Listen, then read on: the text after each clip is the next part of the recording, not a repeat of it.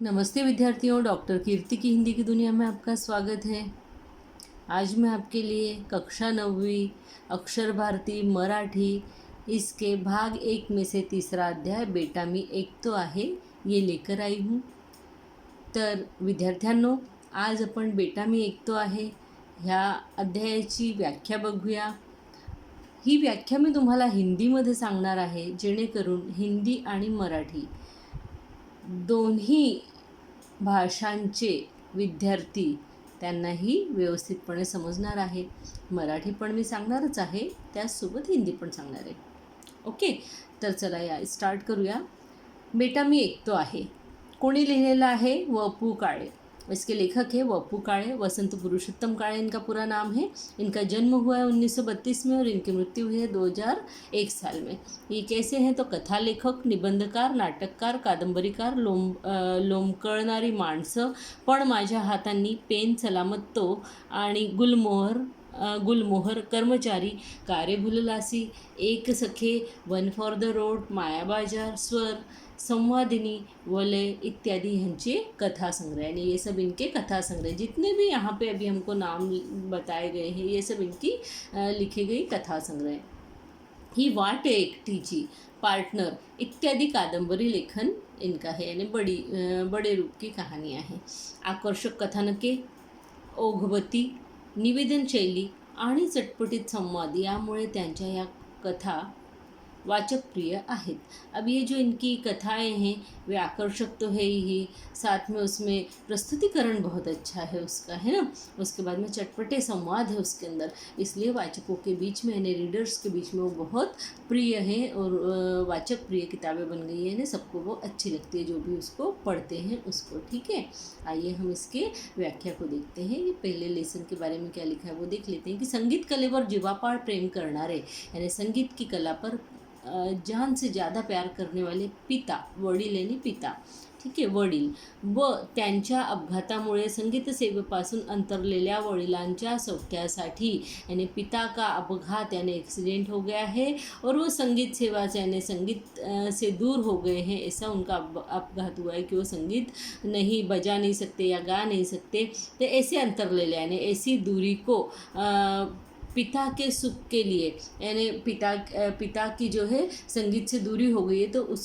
पिता को सुख देने के लिए, संगीत का सुख देने के लिए जो लड़का है वो किस तरीके से मेहनत कर रहा है, क्या कर रहा है, धडपडणारा मुलगा, याचे भावस्पर्शी वर्णन प्रस्तुत पाठातून लेखकाने केलेले आहे।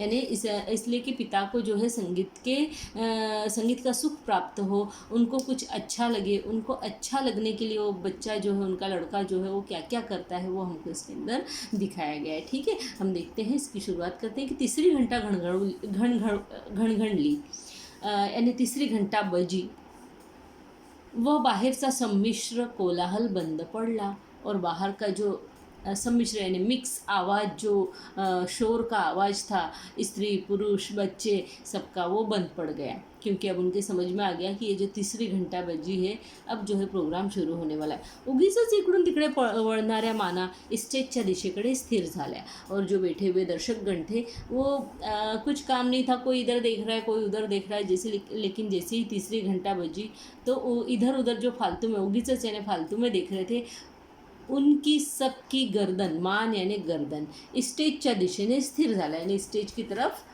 स्थिर हो गई उनकी गर्दनें, उनकी आंखें। तो लोकांचे लक्ष आता आपल्याकडे आहे, लोगों का ध्यान जो है वो अब अपनी तरफ है ना, आपल्याकडे आहे ना, अपनी तरफ आहे। याची खात्री वाटताच, यानी जब इस बारे में जो लेखक है वो पूरी तरीके से श्योर हो गया, खात्री यानी श्योर हो जाना, मी गंभीर आवाज़ात बोलायला शुरुआत केली, यानी जब उसको समझ में आ गया कि अब ये जो लोग हैं इधर उधर कहीं नहीं देख रहे, दर्शकगण सिर्फ मेरी तरफ देख रहे हैं, तो उसने गंभीर आवाज़ में बोलने की शुरुआत कर दी। सभ्य स्त्री पुरुष हो, क्योंकि किसी भी चीज़ की शुरुआत हम देखते हैं कि इसी तरीके से की जाती, कि जेंटलमैन एंड जेंटल लेडीज़ जो भी है ना। माझ्या वादन विद्यालयाचा हा पहिला जाहीर कार्यक्रम आहे।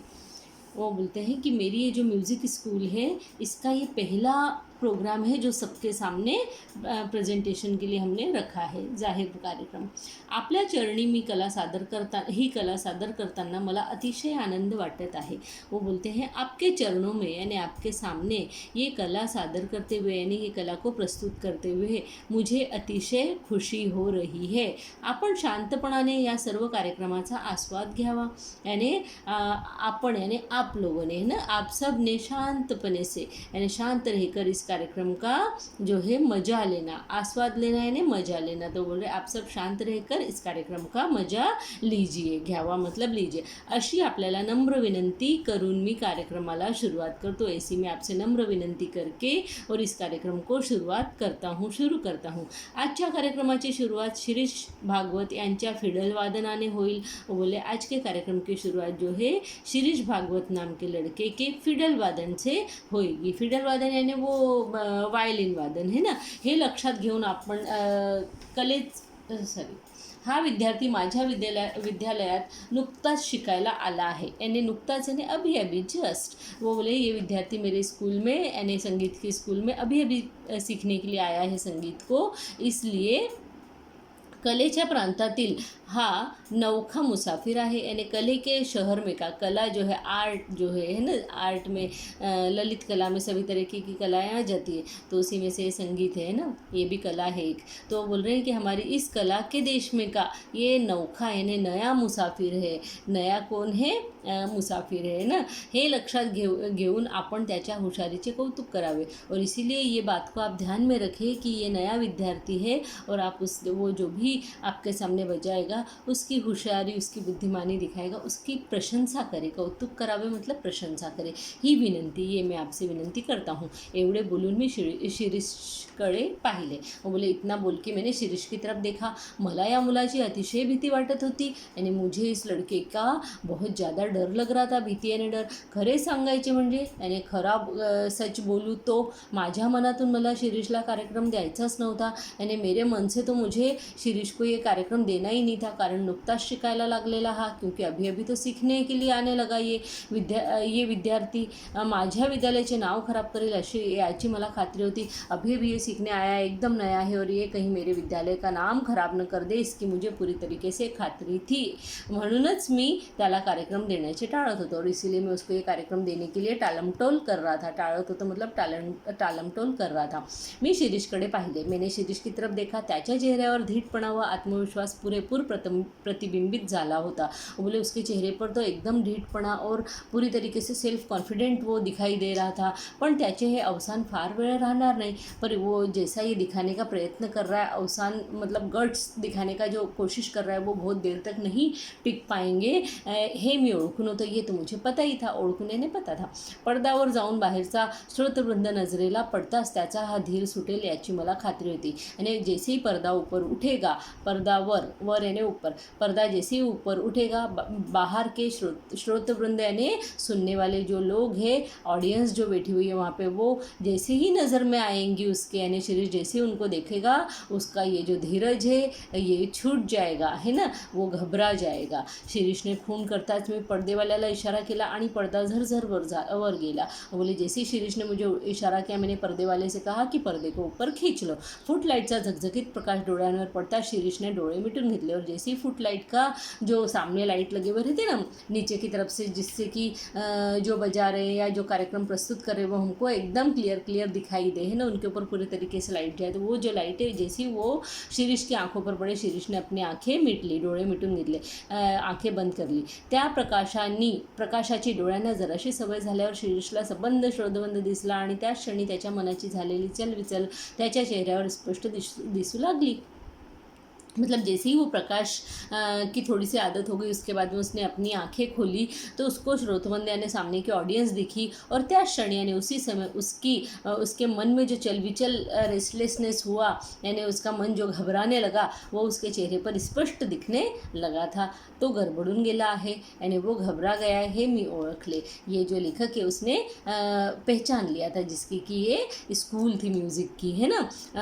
त्याला आता सावरून धरणे यानी उसको संभाल लेना शिक्षक या नात्याने माझे कर्तव्य होते, क्योंकि मैं उसका शिक्षक था। इस नाते से, इस रिलेशन से मेरा ये कर्तव्य था कि अब मैं उसको संभाल लूँ, सावरून घेऊ। मी तांबोरे वाल्याला व तबले वाल्याला खून केली, यानी उसने तंबोरे वाले को और तबले वाले को दोनों को इशारा किया, खून किया ने इशारा किया। तंबोऱ्याचा धीर गंभीर आवाज़ घूमू लागला और तंबोरे का जो आवाज़ है धीर गंभीर एकदम वह घूमने लगा, यानी उसने तंबोरा बजाना शुरू कर दिया दूसरे आदमी ने। शिरीष ने डोळे मिटून कुणाचे तरी ध्यान केल्यासारखे दिसले और ऐसा लगा जैसे शिरीष जो है वो आंखें मीट कर किसी के तो ध्यान कर रहा है, यानी मेडिटेशन कर रहा है, किसी को याद कर रहा है, ऐसा दिखा। वो पुन्हा त्याचा चेहरा पूर्वीच्या आत्मविश्वासाने न्हाऊन निघाला और फिर उसका जो चेहरा है, फिर से जो उसका पहले जो कॉन्फिडेंस उसके चेहरे के ऊपर दिखाई दे रहा था, वह फिर से उसके चेहरे के ऊपर वो कॉन्फिडेंस आ गया। हलकेच त्याने शर्ट्स लावला, यानी शर्ट्स जो एक सूर है वो उसने लगाया। एका 10 ते 12 वर्षाच्या मुलाने शांतपणे वाजवायला सुरुवात केलेली पाहून लोक शांत बसले और एक 10 से 12 वर्ष के लड़के ने शांति से बजाने की शुरुआत की। ये देखकर पाहून लोक शांत बसले ने लोक शांत बैठ गए। धीमेपणाने शिरीषने भूप रागातली गत वाजवायला शुरुआत केली और धीरे से जो है शिरीष ने भूप राग जो है वो बजाना शुरू किया। ते सुर, मात्रेचा ही फर्क नहीं, वही सुर है, उसमें एक भी मात्रा न वो कम कर रहा था न ज़्यादा कर रहा था। तो शांत भावे वाजवू लागला आणि वो शांत मन से शांत भाव से बजाने लगा और आजपर्यंत बसला नव्हता एवढा धक्का मला बसला। और लेखक बोलते हैं कि आज तक मेरे को ऐसा धक्का नहीं बैठा था, इतना बड़ा धक्का मुझे लगा है ना, जैसे जोरों का धक्का धीरे से है ना, ऐसा लगा। कानावर विश्वास बसे ना, नजरेवर ही बसे ना, मेरे कान पर भी मेरा विश्वास नहीं बैठ रहा था और मेरी आंखों पर भी मेरा विश्वास नहीं बैठ रहा था।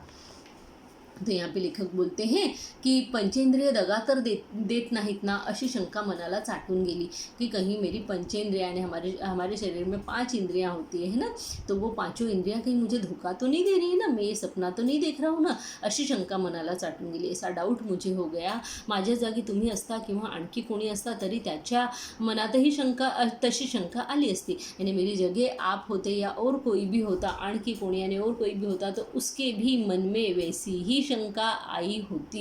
तुम्हीच सांगा, सुमारे 6 महिन्यापूर्वी शिरीष माझ्या विद्यालयात आला।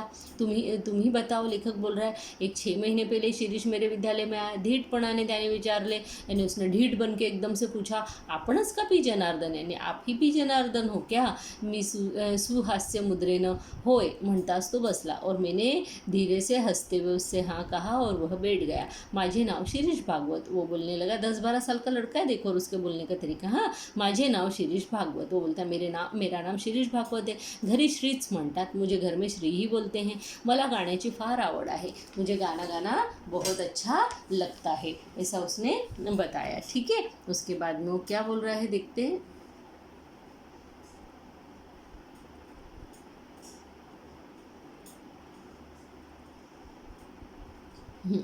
मला गाण्याची फार आवड, यानी वो बोलता है मुझे गाना जो है बहुत अच्छा, माझ्यापेक्षा माझ्या वडिलांना मी शिकले तर फार आवडेल। और वो ये भी बोलना नहीं बोलता है कि मेरे से ज़्यादा मेरे पिताजी मैं सीखूँगा तो बहुत उनको अच्छा लगेगा। मी शिकलेले फार आवडेल, यानी मैंने संगीत सीखा हुआ मेरे पिताजी को बहुत अच्छा लगेगा।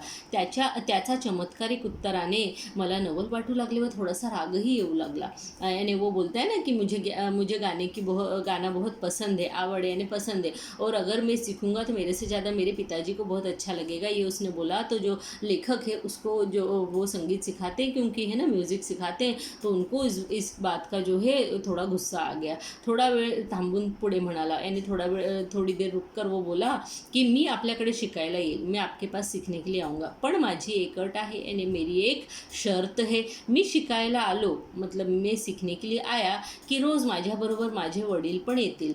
अगर मैं सीखने के लिए आऊँगा तो मेरे साथ मेरे पिताजी भी रोज आएंगे। शिकवणी चालू असताना वर्गातच बसतील और जब आप मुझे सिखाना चालू रहते समय मेरे पिता वर्गातच यानी क्लास में ही बसतील यानी बैठेंगे। आता मात्र मला राग आला।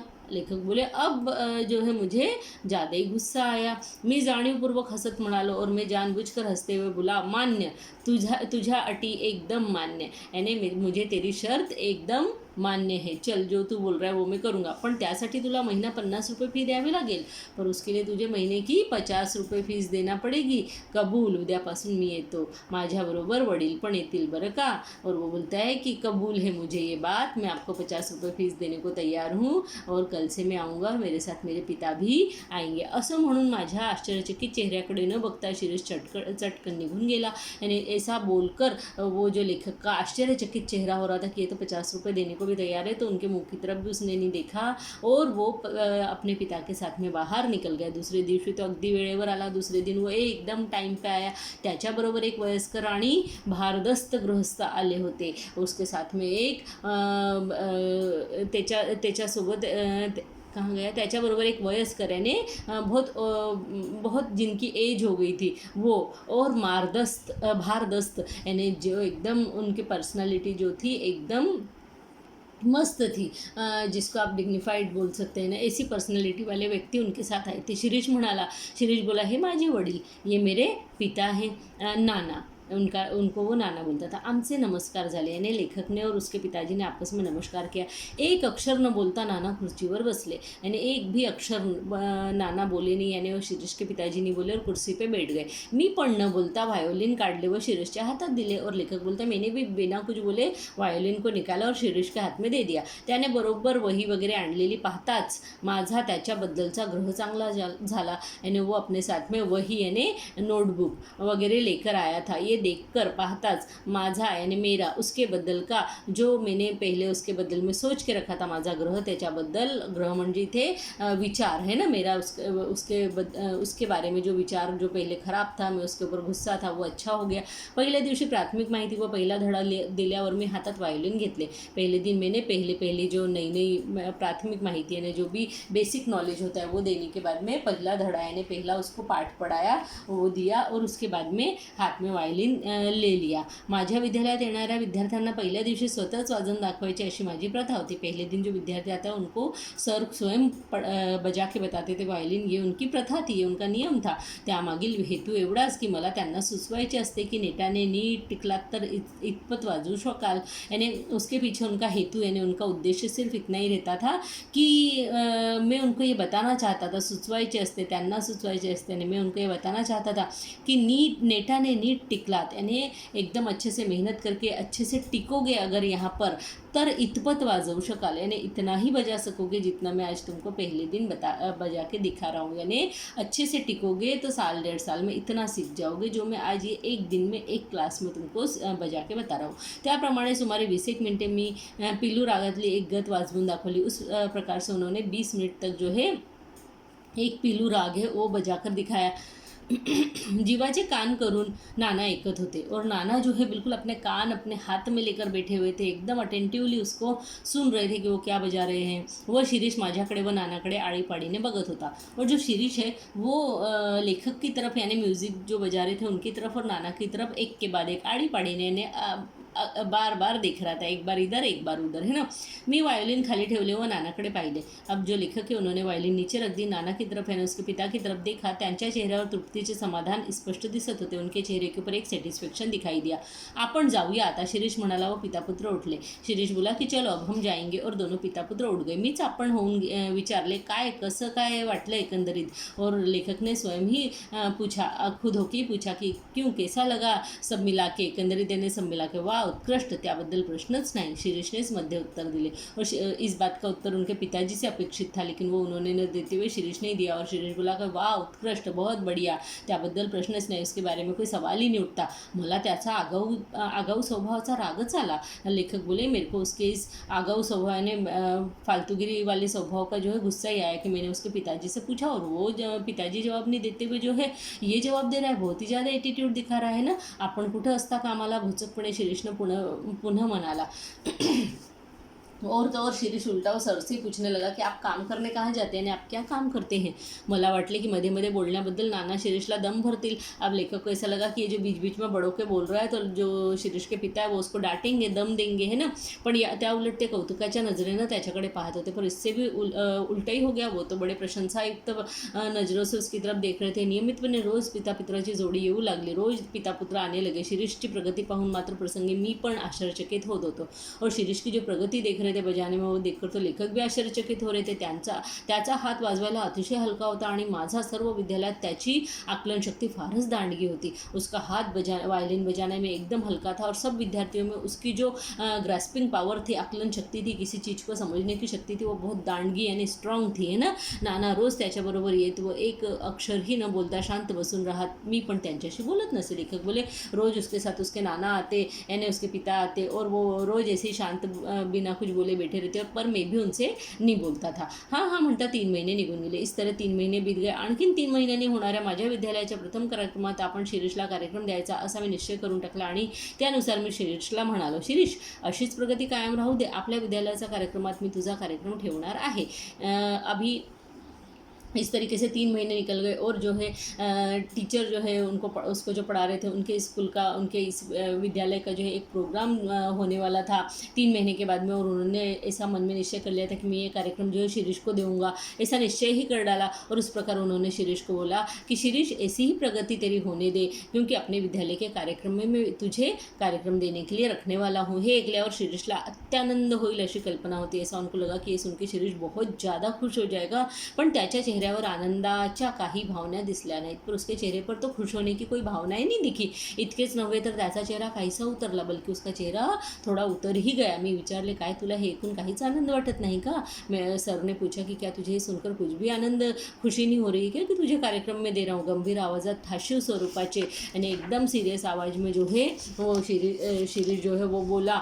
उसके उत्तरायने उसने उत्तर दिया, माझ्यापेक्षा नानांना त्याचा आनंद जास्त होईल, कि मेरे से ज़्यादा आनंद तो नाना को होगा इस बात का कि मैं कार्यक्रम में आपने मुझे कार्यक्रम दिया है. पिता पुत्र गेले आणि प्रत्येक वेळी मिळणाऱ्या शिरीषच्या तरहवाईक उत्तराचे आश्चर्य करीत मी बसलो. यानी पिता पुत्र दोनों अपने चले गए उनके घर पे, और जो ये लेखक है इनको फिर से शिरीष के इस तरीके के जवाब देने का बहुत आश्चर्य होने लगा. प्रत्येक वेळी तो नानाचे नाव घेतो व नाना अगदी रोज त्याच्याबरोबर येतात. याचे रहस्य काय असावे या प्रश्नाचे उत्तर मला सापडे ना. यानी रोज वो हर बार कुछ भी बोलेंगे तो नाना का नाम लेता है, मैं नाना के लिए सीख रहा हूँ, मैं नाना के लिए कर रहा हूँ कार्यक्रम से नाना को खुशी होगी. और जो नाना है वो रोज एकदम उसके साथ में आते. याचे रहस्य क्या है, इसका क्या रहस्य आहे असावे या प्रश्नाचे उत्तर, इस प्रश्न का उत्तर मुझे नहीं मिल रहा था. याशिवाय आणखीन एक शंका माझ्या मनात वरचेवर येत असे. और इसके साथ ही एक और शंका जो है, डाउट जो है मेरे मन में ऊपर के ऊपर आता रहता था.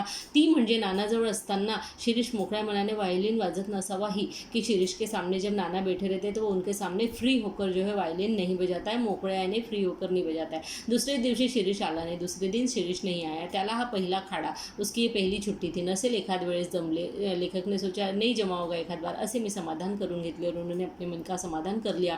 पण त्याच्या दुसऱ्या दिवशी सुद्धा शिरीष आला नाही. पर दुसरे दिन भी वह नहीं आया. चौथा दिवस गेला, 5वां दिवस गेला, तसेच 15 दिवस गेले. म्हणजे 4, 5, 15 ऐसे 15 दिन निकल गए. शिरीषचा पत्ता नव्हता. शिरीष आया ही नहीं. 16वें दिवशी एक मनुष्य निरोप व फीचे पैसे घेऊन आला. और फिर 16वें दिन जो है एक आदमी आया जिसके हाथ में उसका मैसेज था, निरोप यानी मैसेज, और वो फीस के पैसे लेकर आया था. नाना आजारी असल्यामुळे शिरीष येऊ शकणार नाही असे तो म्हणाला. थोड्याशा रागानंच मी विचारलो नानाशी त्याला काय करायचे आहे, इकडे कार्यक्रम जवळ येत चालला आहे, त्याचे काय. तो वो बोला कि नाना बीमार है इसलिए वो शिरीष आ नहीं पाएगा. ऐसे वो बोलते से जो है लेखक थोड़ा गुस्से में बोला, त्राग्यान मतलब गुस्से में बोला कि नाना से उसको क्या करना है, इधर कार्यक्रम पास में आता चला जा रहा है, जवळ येणे पास में, त्याचे काय, उसका क्या. शिरीष आला नहीं, त्याची वाट पाहून मी त्याचा कार्यक्रम रद्द केला. अब शिरीष आया ही नहीं तो उसकी राह देख देख के जो है लेखक ने उसका कार्यक्रम ही रद्द कर दिया. जो कार्यक्रम उसको देने वाला उनको लगा अब ये आएगा या नहीं आएगा पता नहीं, इसलिए जो है इसका कार्यक्रम रद्द करके दूसरे को दिया जाए. आणि त्याचे नाव पण काढायचे नाही असे ठरवून मी बाकी विद्यार्थी तैयार केले. और अब शिरीष का नाम भी नहीं निकालना ऐसा सोचकर, और उन्होंने अब अपने दूसरे विद्यार्थी तैयार कर लिए, क्योंकि उनको तो प्रोग्राम जो है वो करना ही था, है ना. समारंभाचा दिवस उगवला और जिस दिन वो प्रोग्राम था वो दिन की सुबह हुई आणि सकाळपासून शिरीषच्या आठवणीने मी उगाच बेचैन झालो. और सुबह से ही लेखक जो है शिरीष की याद से एकदम बेचैन हो गया था. सकाळी इतर कामे आटपून मी जरा स्वस्थ बसतो न बसतो तोच दारा शिरीष उभा, और सुबह की इधर उधर के काम निपटा के जो थोड़ा एकदम आराम से बैठे ही थे कि शिरीष आ गया. दरवाजे में शिरीष खड़ा खड़ा था। मी ताड़कन उभा राहिलो व त्याच्या जवळ गेलो. लेखक ताड़ से खड़े हुए और उसके पास में गए और बोले, अरे तुझा पत्ता तरी काय, मतलब तू कहाँ है इतने दिनों से, आणि आज एकटाच कसा काय, और आज तू अकेला कैसे आया, नाना कसे नाहीत बरोबर, नाना क्यों नहीं आए तेरे साथ, इकडची दुनिया तिकडे होईल ना, याने नाना नहीं आले मतलब इधर की दुनिया और इधर की दुनिया उधर हो जाएगी ना, दुनिया हिल जाएगी बाबा, तेरे पिताजी तेरे साथ नहीं आए तो, इकडची दुनिया तिकडेच झाली आहे सर. वो बोला की हाँ सर, इधर की दुनिया उधर ही हो गई है, त्यापुढे मी एकटाच दिसेल, अभी इसके आगे मैं आपको हमेशा अकेला ही दिखूंगा. माझे नाना कायमचे गेले हो सर, मेरे नाना जो है वो हमेशा के लिए चले गए, अर्थात उनकी डेथ हो गई है. बऱ्याच सांत्वनानंतर त्याने विचारले, आज आपल्या विद्यालयाचा कार्यक्रम ना, फिर जो है सर ने उसको सांत्वना दी. उसके बाद में उसने पूछा, सर आज अपना कार्यक्रम है ना अपने स्कूल का. मी खिन्नपणे हो म्हणालो और सर ने जो है एकदम दुखी होकर हाँ बोल दिया. मग मला आज कार्यक्रम द्या, नाही म्हणू नका सर, एवढीच इच्छा पुरवातो असे म्हटल्यावर मात्र माझ्यातला शिक्षक जागा झाला. वो बोला कि आज मुझे कार्यक्रम दो सर, इसके लिए ना मत बोलना, इतनी ही मेरी इच्छा जो है पूरी कर दो. ऐसे तो वो ऐसा जब बोला तो जो सर है उनके अंदर का शिक्षक जाग गया और मी सौम्य आवाज़ात म्हणालो, और वो सौम्य आवाज़ में, मधुर आवाज़ में उससे, नम्र आवाज़ में उससे बोले की शिरीष मी तुझ्या भावना ओळखतो, शिरीष मैं तेरे सेंटिमेंट्स पहचान सकता हूँ, पण आज माझा ना इलाज है, पर आज इसके ऊपर कोई इलाज नहीं है. आजचा या पहिल्या कार्यक्रमावरच आपल्या विद्यालयाची इब्रत अवलंबून आहे. आज के इस पहले कार्यक्रम के ऊपर ही अपने विद्यालय की, अपने स्कूल की जो है इज्जत या इब्रत, इज्जत बोल लो आप उसको, प्रेस्टीज बोल लो, प्रसिद्धी बोल लो, वो उसके ऊपर अवलंबून आहे, यानी इसी के ऊपर टिकी हुई है. त्यातून तुझी 2 महिने गैरहजरी लागलेली और उसमें से भी तू 2 महीने तो आया ही नहीं. तूच सांग मैं तुला कार्यक्रम कसा देऊ, तू ही बता, मैं तुझे कैसा प्रोग्राम दूँ, तेरी क्या प्रॅक्टिस हुई होगी, मुझे क्या पता. आगतिक होऊन शिरीष म्हणाला, सर माझी एवढी विनंती मान्य करा सर, मेरी प्लीज़ इतनी विनंती ही मान्य करो. इतना वो दुखी होकर बोला, मला आज वाजवू द्या, मुझे आज बजाने दो वायलिन, है ना, नंतर जन्मात हात लावणार नाही वायलिनला, बाद में मैं जिंदगी में कभी भी वायलिन को हाथ नहीं लगाऊंगा. तू पुढे जन्मभर वाजव पण आज वाजवू नको, तुझी मनस्थिती आज बरोबर नहीं. और यहाँ पे लेखक उसको बोलते, भैया तू आगे जिंदगी भर बजा, लेकिन आज मत बजा, क्योंकि आज तेरी मनस्थिती बिल्कुल बराबर नहीं है. मला परवानगी दिली तर माझी मनस्थिती आपोआप सुधारेल. वो बोला, मुझे अगर आप परवानगी दे दोगे ना तो मेरी जो मनस्थिती वो अपने आप ही अच्छी हो जाएगी. शेवटी त्याचे दुखित मन पुन्हा आणखी कशाला दुखवा असा विचार करून मी त्याला परवानगी दिली. मात्र पहिलाच कार्यक्रम त्याचा ठेवावा असेच मी ठरवले. अब उसका दुखी मन और क्यों दुखाए, ऐसा विचार करके जो है लेखक ने उसको परवानगी दी, यानी उसको बोला कि हाँ ठीक है, तू जो है कर सकता है प्रोग्राम. मात्र पहिलाच, और उन्होंने उसका पहला ही कार्यक्रम रख दिया. त्याप्रमाणे मी परवानगी दिली आणि शिरीष वाजवू लागला. और इसी प्रकार उन्होंने परवानगी दी, और जो हम लेसन के पहले देख रहे थे कि वो बैठकर जो है ध्यान लगाकर अब उसने बजाना शुरू कर दिया. और लेखक को बड़ा आश्चर्य हुआ कि ये इतना अच्छा कैसे बजा रहा है. यानी अभी तक की ये जो कहानी यहाँ तक की ये हम फ्लैशबैक में देख रहे थे, अब वापस से वो कार्यक्रम वाला दिन आ गया, वो बजा रहा है और जो लेखक है उसको देख रहा है. शिरीष कार्यक्रम करण्यात मुरलेला एखादा वादकाप्रमाणे वाजवत होता. शिरीष इस तरीके से बजा रहा था जैसे उस कार्यक्रम देने में एकदम एक्सपर्ट हो गया है, कईयों कार्यक्रम उसने दे दिए, इस प्रकार से वो बजा रहा था. इतके शिकला तरी कुठे, याचाच मी विचार करत होतो. अब लेखक बोला की इतना कब सीख गया, किसके पास सीख गया, यही विचार मी कर रहा था. त्याहीपेक्षा मला मुख्य प्रश्न असा पडला होता की नवीनच शिकायला लागलेला मुलगा इतके उत्कृष्ट वाजवतो तर जुने मुरलेले विद्यार्थी किती छान वाजवत असतील. और उसके अलावा लेखक को ये सवाल उनके मन में आया कि बाबा नया सीखा हुआ लड़का इतना अच्छा, इतना उत्कृष्ट, इतना बढ़िया बजा रहा है, तो फिर दूसरे जो जूने मुरलेले यानी जो सालों से बजा रहे जूने विद्यार्थी वो कितने अच्छे बजाते होंगे, ऐसे बाहरचे लोग म्हणत असणार, ऐसे बाहर के लोग बोल रहे होंगे. क्योंकि शिरीष का पहला प्रोग्राम देख के सोच रहे होंगे इनके आगे आने वाले विद्यार्थी तो इससे भी सॉलिड हो जाएंगे, क्योंकि इन्होंने तो बताया ये जो है अभी नौका यानी नया विद्यार्थी है, यानी फिर इनके जो जुने विद्यार्थी वो तो क्या सॉलिड बजाएंगे ऐसा उनको लगेगा. तेव्हा याच्यानंतर वाजवायला कुणाला बसवावे, यानी अब फिर मैं इसके बाद में अब बजाने के लिए किसको बिठाऊं, क्योंकि अब मुझे दर्शकों की, श्रोतागण जो सामने बैठे उनकी इच्छाओं को भी पूरा करना है, क्योंकि अब जो उनकी इच्छाएं हैं वो अब हमसे बढ़ गई है ना, वो अब हमसे और बढ़ा हुआ प्रेजेंटेशन चाहेंगे. टाळ्यांच्या कड़कड़ाटाने मी भानावर आलो. और जैसे ही लोगों ने तालियां बजाई, उस ताली की आवाज़ से जो है टीचर को होश आया. शिरीष आता आला व त्याने माझ्या पायावर डोके ठेवले. अभी शिरीष आया और उसने सर के पैर के ऊपर सिर रख दिया, डोके यानी सिर में त्याला उठवत विचारले. और सर ने उसको उठाते हुए विचारल्याने पूछा, शिरीष हा काय प्रकार आहे, मतलब शिरीष ये क्या प्रकार आहे, तू माझ्याकडे माझ्याकडे नहीं था आणखी कुठे शिकत होतास, यानी तू कहीं मेरे पास ना आते हुए और कहीं सीख रहा था क्या वायलिन बजाने को.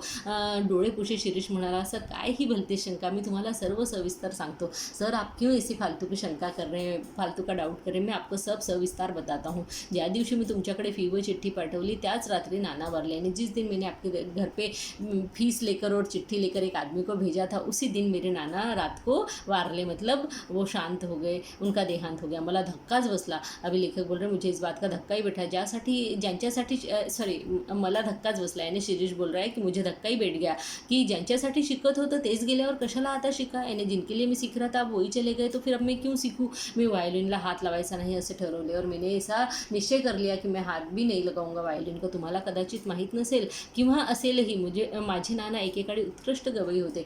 अभी शिरीष बोलता है लेखक को आपको पता होगा या नहीं पता होगा मुझे नहीं मालूम, पर मेरे नाना जो है वो एक बार वो एक समय में बहुत उत्कृष्ट बहुत बेस्ट जो है सिंगर थे, गवई मतलब सिंगर थे, गाणारे होते. पण त्यांना एकदा कसलासा जबर अपघात झाला व त्या अपघातात ते ठार बहिरे झाले. पर उनका एक बार बहुत भयंकर एक्सीडेंट हो गया और उस एक्सीडेंट में वो बहरे हो गए और त्यांना काहीही ऐकू येत नसे, उनको कुछ भी सुनाई नहीं आता था. ओठांच्या हालचालीवरून त्यांना काही शब्द समजत, सिर्फ ओठों के हालचाल के ऊपर से उनको कुछ शब्द समझ में आते थे. बहिरेपणाच्या इतर गैरसोयीपेक्षा संगीत सेवा अंतरली याचाच नानांना धक्का बसला और उनको बहिरेपणा यानी मैं बहरा हो गया हूँ या दूसरी इतर गैरसोईपेक्षा यानी अब उनको किसी की बात सुनाई नहीं आएगी या पिक्चर नहीं देख सकेंगे या और कुछ बातें किसी की नहीं सुन सकेंगे, कोई उनसे क्या बोलेगा वो नहीं सुन सकेंगे.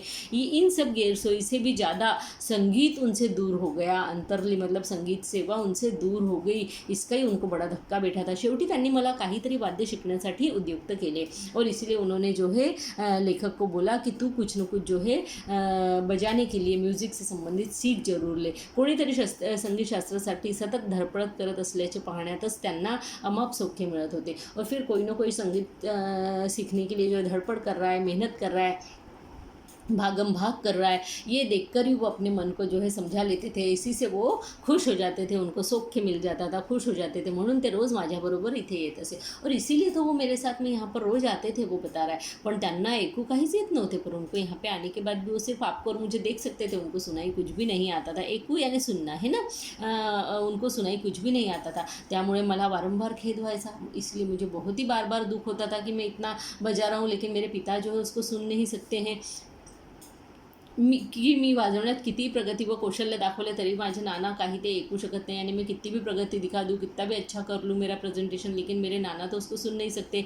ह्या विचाराने मला नानासमोर मोकळेपणा वाटत नव्हता और इसीलिए मुझे नाना के सामने जो है फ्रीली मैं बजा नहीं पाता था, मैं अच्छा फ्री महसूस नहीं कर पाता था. ज्या दिवशी नाना गेले त्याच दिवशी मी ठरवले, जिस दिन नाना इस दुनिया से चले गए उसी दिन मैंने ऐसा निश्चय कर लिया कि संगीत बंद, यानी संगीत बंद, मैं अब संगीत नहीं करूँगा. पण दुसऱ्या क्षणी मनात विचार आला की माझे नाना तेव्हा माझे वादन ऐकू शकत नव्हते. वो बोलता है लेकिन दूसरे क्षण मेरे मन में ऐसा विचार आया कि मेरे जो नाना है उस समय जब वो जिंदा थे, उनका एक्सीडेंट होने के बाद में जब वो बहरे हो गए तो मेरे वादन को यानी मेरे म्यूजिक को सुन नहीं सकते थे. पण आता माझ्या शेजारी बसून नक्की ऐकत आहे, पर अभी तो हो सकता है वो मेरे बाजू में बैठकर ही सुन रहे होंगे है ना, ऐकत आहे त्याने सुन रहे. या विचारात सरशी लोकांच्या निंदेकडे लक्ष न देता मी त्याच दिवसापासून वायलिन वाजवायला सुरुवात केली. और इसलिए बोलता है ये विचार मेरे दिमाग में आते ही लोग किस तरीके से मेरी निंदा करेंगे, मेरे बारे में बोलेंगे, उसकी तरफ मैंने लक्ष्य यानी ध्यान न देते हुए उसी दिन से वायोलिन बजाने की शुरुआत कर दी. आज सकाळपर्यंत मी कुठे बाहेर पडलो नव्हतो. वो बोलता है आज सुबह तक मैं कहीं बाहर नहीं गया था. 24 तास एकच उद्योग, 24 तास मैं एक ही काम करता था, एकच ध्यास, मेरा एक ही गोल था कि मी सराव करू लागलो. यानी मी प्रॅक्टिस करने लगा वायलिन बजाने की. म्हणजे मला भासच व्हायचा की पुढच्या ताना व सूर मला नानाच सांगत आहेत. और वो बोलता है मुझे ऐसा एहसास होता था, भास होना है ने एहसास होना, ऐसा एहसास होता था कि आगे की जो सूर है ताल है वो सब मुझे नाना ही बता रहे हैं, है ना. तबल्याचा ठेका त्यांनीच धरला आहे और ऐसा लगता था कि जैसे वो मेरे बाजू में बैठ के तबला बजा रहे, वही खुद स्वयं बजा रहे हैं. व तंबोऱ्याच्या तारांवरून पण त्यांचीच बोटे फिरत आहेत और तंबोरी के ऊपर से भी वही अपने जो उंगलियां हैं वो घुमा रहे. आज कार्यक्रमाच्या सुरुवातीला एवढे लोग पाहून मी गडबडून गेलो. वो सर से बोलते आज कार्यक्रम की शुरुआत में मैंने इतने लोगों को देखा, मेरी आंखों के सामने जो श्रोतागण बैठे हुए थे उनको देखते से, ऑडियंस को देखते से मैं गडबडा गया, घबरा गया, पण डोळे मिटून घेताच नानाची मूर्ती डोळ्यासमोर आली. पर जैसे ही मैंने अपनी आंखें बंद कर ली, नाना की मूर्ति मेरी आंखों के सामने आ गई. ते म्हणाले, यानी नाना बोले, बेटा वाजव, यानी बेटा बजा, मी एकतो आहे, मैं सुन रहा हूँ. इसका आपको लेसन का नाम पता है ना, बेटा वाजव मी एकतो आहे, यानी बेटा बजा मैं सुन रहा हूँ. मला जोर चढला. और फिर जो है शिरीष को बहुत जोर चढ़ा, उसका उत्साह बढ़ गया. माझ्या डोळ्यासमोर प्रेक्षक नव्हते. फिर उसको बोल रहा है कि मेरे आंखों के सामने कोई प्रेक्षक मुझे दिखाई नहीं दे रहा था. थिएटर नव्हते, ये थिएटर भी मुझे नहीं दिख रहा था. कोण ही नव्हते, यानी कोई भी नहीं था वहाँ पर. होते फक्त माझे नाना, और वहाँ थे तो सिर्फ और सिर्फ मेरे नाना, मी आणि सूर, और मैं और मेरा ये सूर. शिरीष गप्प बसला आणि मी काहीच बोलू शकत नव्हतो. लेखक बोले, ये सब बोल के शिरीष जो है चुप बैठ गया और मैं कुछ भी बोल ही नहीं पा रहा था. मेरी तो सारी जो शक्ति है वही समाप्त हो गई थी. तो विद्यार्थियों, आपको बेटा मैं एक तो आहे ये लेसन अच्छे से समझ में आ गया होगा. आपको इसका अर्थ समझ में आ गया होगा कि पिता की इच्छा को पूर्ण करने के लिए बेटे ने किस तरीके से मेहनत की है, किस तरीके से उसकी जो है भागा दौड़ी चल रही थी कि मैं अपने पिता के लिए क्या करके उनको खुश कर दूँ, जो उनको अच्छा लगता है ऐसा मैं क्या कर दूँ, है ना. तो उसने उसके पिता की जो चीज़ अधूरी रह गई थी उसको पूरा करने का एक बीड़ा उठाया और उस पूरे तन मन धन से वो पूरा करने में लग गया. तो यहाँ पे कंसंट्रेशन पावर के बारे में एक्चुअली बताया गया है कि अगर हम कंसंट्रेट करके किसी चीज़ को करते हैं तो वो हमें बहुत अच्छे से आ जाती है. तो यहाँ पे कंसंट्रेशन का क्या पावर होता है वो हमें बताया गया. साथ ही साथ हम हमारे बड़ों की इच्छाओं को कैसे पूरी कर सकते हैं और उनका कैसे हम सम्मान और इज्जत कर सकते हैं, ये बताया गया है. तो विद्यार्थियों, अगर आपको ये समझ में आया हो तो कमेंट बॉक्स में लिखिए. नहीं समझ में आया तो भी लिखिए. कमेंट बॉक्स में कमेंट ज़रूर से ज़रूर कीजिए. मेरे इस चैनल को लाइक कीजिए, सब्सक्राइब कीजिए. हो सके तो अपने फ्रेंड्स के साथ में शेयर ज़रूर कीजिए. मिलजुल कर पढ़िए, घर में बैठिए, सुरक्षित रहिए और स्वस्थ रहिए. इसी कामना के साथ में धन्यवाद. नमस्ते.